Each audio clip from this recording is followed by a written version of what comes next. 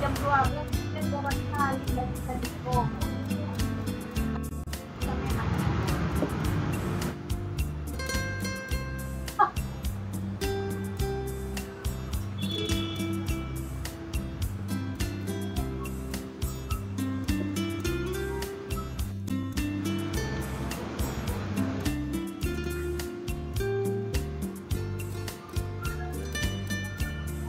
Kalian kan gak kakak bilang, kalian kan mulai dari mana baru muncul kan kakak bilang.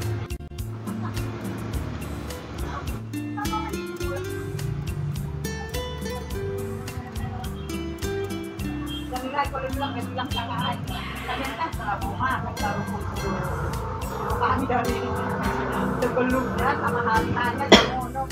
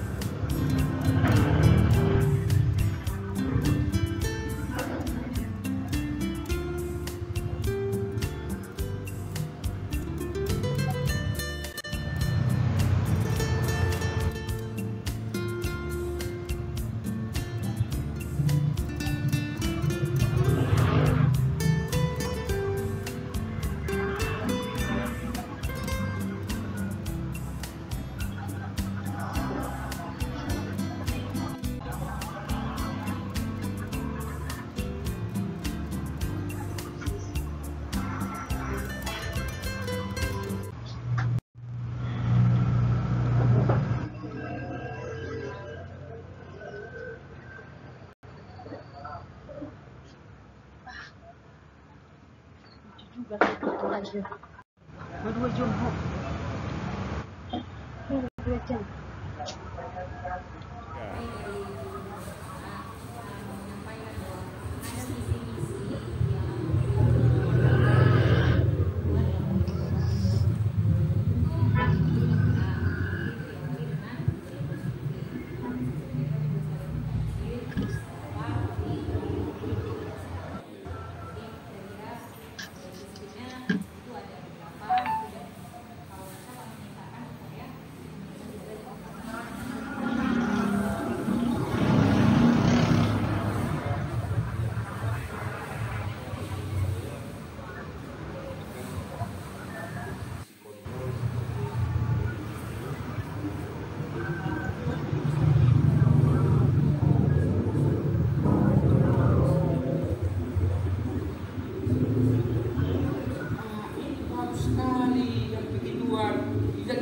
Jangan sama kita saja itu. Begitu juga itu, prima itu, begitu ditekankan itu, ya kan? Nah, ibu jangan diam-diam saja, harus begitu juga sama bapak-bapak ibu ini, ya kan?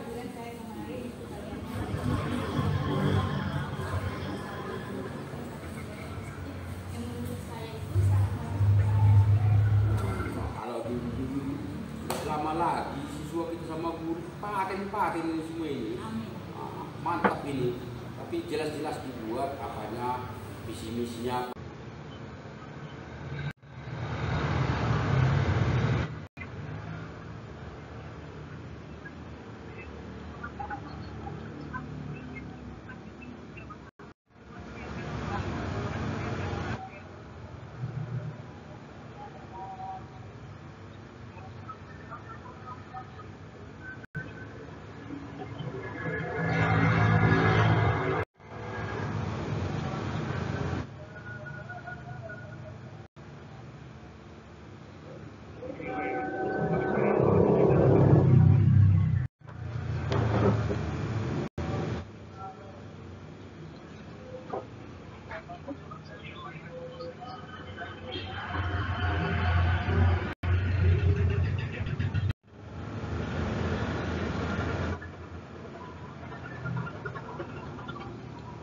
Bapak Ibu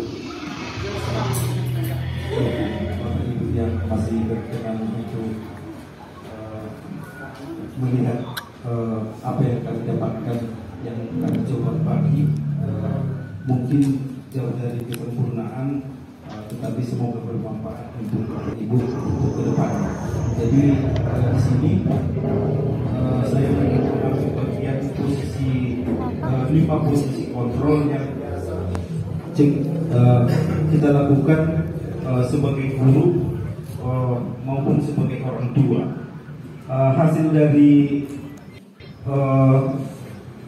penyampaian saya ini nanti boleh kita merefleksikan diri kita masing-masing, baik di keluarga atau di kelas, di posisi mana kita lebih sering menempatkan diri selama ini.